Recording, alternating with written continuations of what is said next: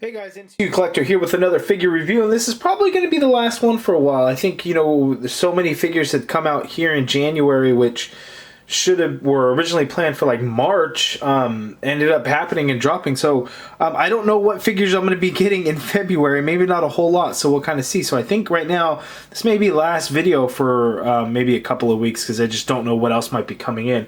I know originally the Marvel Select Spider-Man PS4 figure was supposed to release in January. It doesn't look like that's going to happen.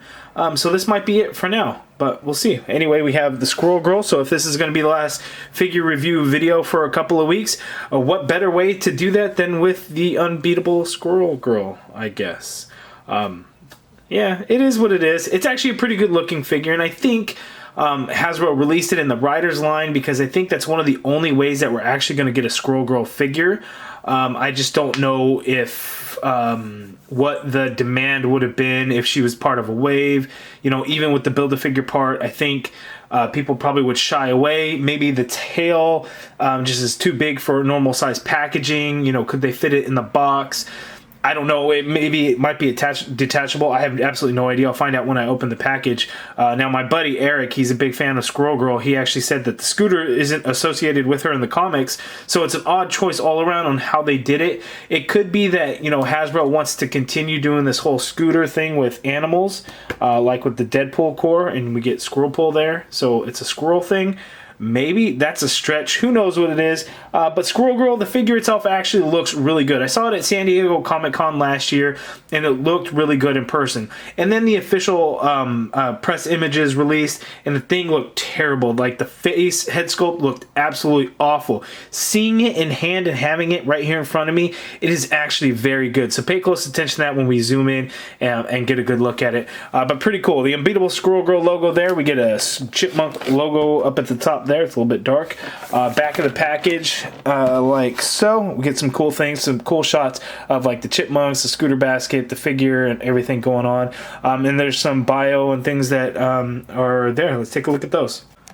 With super squirrel powers and help from her squirrel friends, the astonishing Doreen Green battles the baddest baddies in the universe. So that's kind of funny. Keep in mind, she did beat Thanos on her own in one of the comics. I'm not sure which one. And then we'll get a little chipmunk saying, "Chitty Chuck Chit." Kind of interesting. That's cool. Side of the package, we get this awesome artwork of Squirrel-Girl. Let me zoom out so we can see it. So pretty awesome. But anyway, let's get right to it and open this figure up because you know what? I'm pretty excited about it actually. Here we go.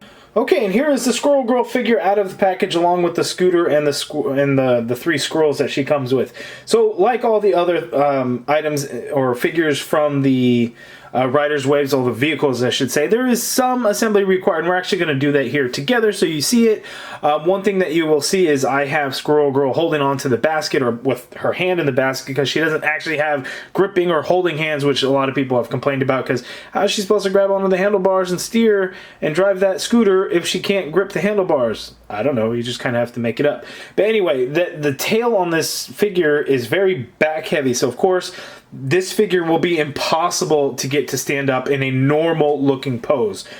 So I'm kind of bracing her in with the basket. So as we pull the scooter and kind of put the three little pieces together, that thing, it won't stand. We're just going to let it fall. So looking at the scooter, we get a couple of things. So we actually get the little horn, so we're just going to clip that onto the handlebar. You could do it, I guess, on either side, whichever your preference is. Then we just get the side mirrors that we have to connect on there, and then they connect right on the handlebars there next to the speedometer. So you're just going to port, or supposed to, but I dropped it. They're very easy. They just plug right in, except I'm an idiot and can't do it, even though I just said it's super easy.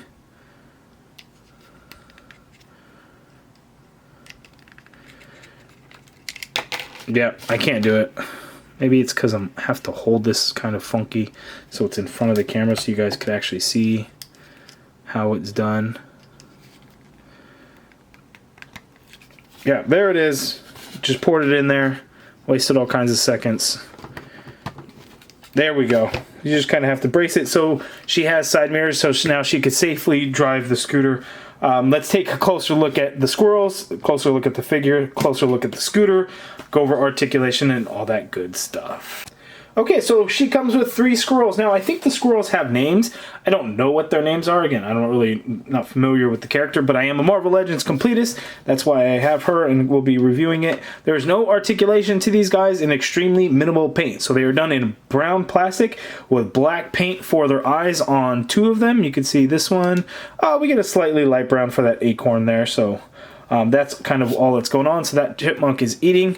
This one is could be a couple of things. So it could be kind of like that, and it's looking at you like it's ready to run away, or you could do that, or it's getting ready to leap off, or if you just toss it in the air, it could be like a flying squirrel. However you want to do it, but that one is pretty plain as well. No paint apps on that one except for the black of the eyes. This one, we actually get a pink bow at least, along with the black of the eyes. The paint is done nicely. I have no problems with the paint or anything like that. But again, these chipmunks are pretty basic, not a whole lot going on to them. And then one of the images on the back of the package actually shows that you can put all 3 in the basket at one time. So they could ride along, I guess. Well, I don't know how they did this one.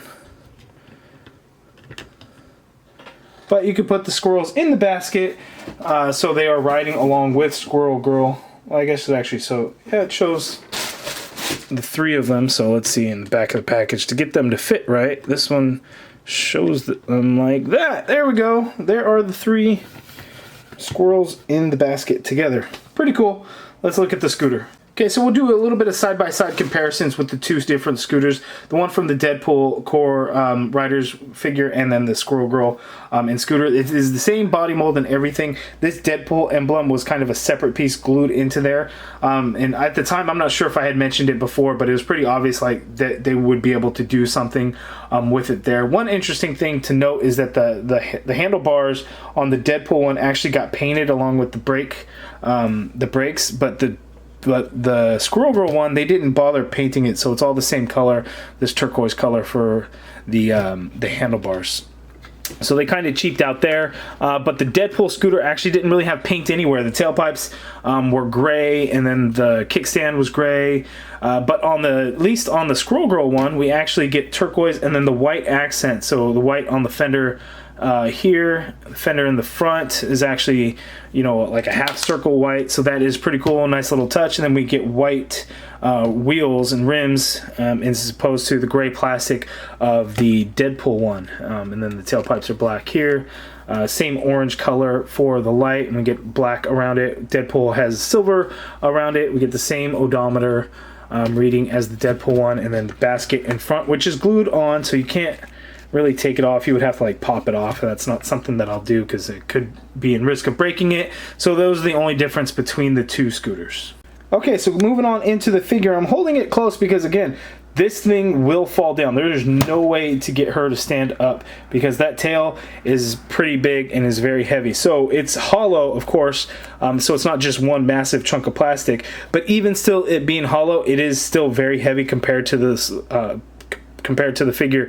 Female figures are a lot smaller, so they're just not holding up. You really can't get the balance. Maybe if you get her on a certain pose where she's kind of forward going, maybe you can get her to stand. But I think again that's going to be one heck of a challenge because that tail piece just wants to go back or. Yeah, see, I can't get it. But looking at the figure does look really good.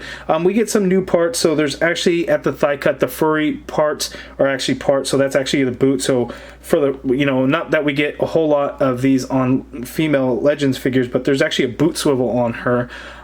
Which is pretty cool. That jacket looks nice. You get the furry parts done with that tan beige color.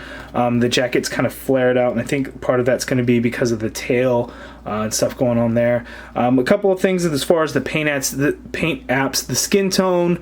We get some of that skin tone actually coming out onto this gray fur portion there. So the paint apps aren't the best on this chest part, and it looks a little grainy, like it just didn't get a nice clean app to it, because I think that's going to be a brown plastic with a little bit of gray that's painted on there and the skin tone painted over, which, you know, because she has the jacket, I think it would have made probably more sense if they would have molded it in the skin tone and then painted the outfit.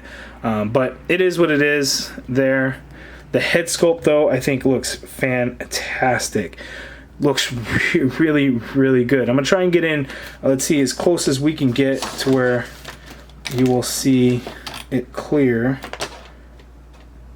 The paint apps are just fantastic on there. The eyelashes that you can actually see below her eye and above her eye. This is something that you really need to have in hand to truly appreciate. But they did a great job. Even the lipstick, the teeth came out perfect looking. The eyes look really good. Right now you're getting a little bit of a glare from the bright light showing on there, but it looks really good. The red eyebrows painted quite nicely as well. We actually get a little bit of a wash in the hair, which is kind of nice. A little bit of a dark wash in there.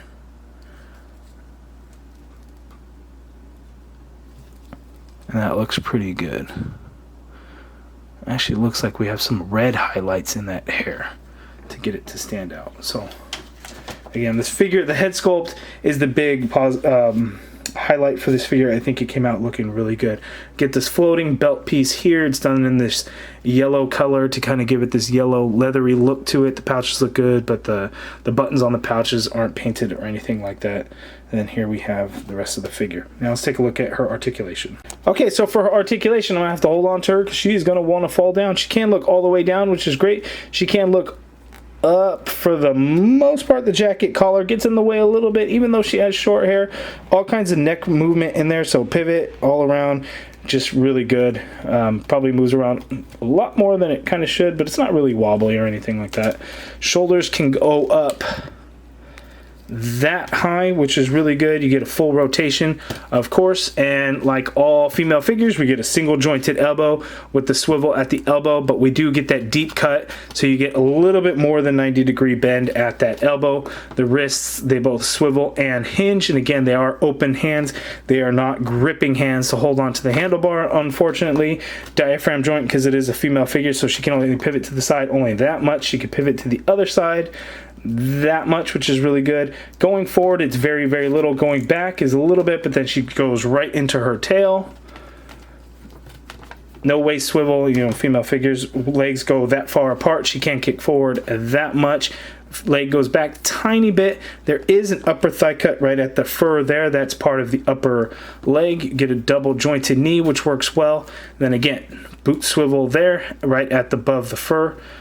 Foot hinges all the way down, hinges up quite a bit, and we get ankle pivot and 2 peg holes at the bottom of the feet. And again, you're probably not going to be able to get her to stand normally because she's just so heavy. Now let's see her on the scooter. Okay, here's a Squirrel-Girl on the scooter. So in my Cosmic Ghost Rider review, you had heard me talking about how he looks a little bow-legged, like you know, cowboy riding a horse all day. So Squirrel-Girl, because the figure isn't really made to do that, this is the best that I can get. She's not going to reach the handlebars while sitting on there, and while the feet are actually in the peg holes actually on the scooter. So that's why her feet are planted that way, so she is not going to be able to hold the handlebars, and that's going to be a mixture of things. No ab crunch, so it can't get her to lean forward. The diaphragm joint just won't allow her to do that. Now on the back of the package, it doesn't even actually show her really on it. I guess it kind of does. So she's just kind of standing on it, as you could see there, with her hand on it and stuff. But then there's that one right there, and it looks like her hands are on the handlebars. And I'm not sure how they actually got it to go like that. And it's funny because, you know, it's weird that when you look at the back of the package, this part of the leg actually looks split. And, you know, when you have a prototype that's able to do something like that, maybe that explains it. But I don't know how they're able to do that with her like this. So I'm going to mess with it a little bit, but this is, I think, the best that we're going to be able to get with her feet down in there. So let's see if it works any other way. There we go. She's at the very edge of the seat. Her hands are on the handlebars, and her feet are dangling off the scooter, not on the scooter at all. So she really needs to hold on for dear life. The tail actually helps because it actually sits onto that big seat, which then helps balance her on the scooter. That's, I think, the best that we're going to kind of get. And look at that, she's going to kind of fall over, and it's still not on there all that well. But let's place her squirrel friends in the basket. And we have the Squirrel-Girl Ultimate Riders. I can't even now get these squirrels together. So there are her squirrels in the basket. So it's a nice addition. The scooter, I think, looks really good. Doesn't really fit the character because it's not, I guess, something from the comics. I think the figure does come out well. And again, I think this is the only way that Hasbro is going to release the Squirrel-Girl figure. I just don't see them releasing her in a wave at all. But who knows? I could be very wrong, but I think if you're a Squirrel-Girl fan, this is the one that you want to pick up, regardless if you want the scooter, because I think this is probably going to be the only way that you're going to get her. But you guys let me know down in the comments below what you think of this pack. Is it something that you're getting, or is it an extremely easy pass for you guys? Remember, it's only one per case, so 2 Cosmic Ghost Riders to the 1 Squirrel-Girl. As history has shown that usually when that happens, whatever the double packed figure is, when they come out with another Riders figure, which is the next wave, but it's only one vehicle, it's usually the single pack one that ends up getting a release in the other case, either double or single. Like when Captain America came out, you know, Professor X was packed in it, I believe. So stuff like that. So once Squirrel-Girl dries up, though, you know, she's probably going to be gone. But again, it's the only way. You could probably get it cheap if you play the long game. But you know, that's a risk that you'd have to take. I think it's a solid figure. Is it worth the $40 only because of the scooter? I would say yes. But, you know, if you're looking to just get the figure, I'd wait, and I'm sure you'll be able to get her at a clearance price. But that's it. If you guys have any questions, let me know down in the comments below. If you guys liked the video, please hit that thumbs up button, subscribe if you haven't already done so, notification bell down here somewhere. As always, thank you for watching.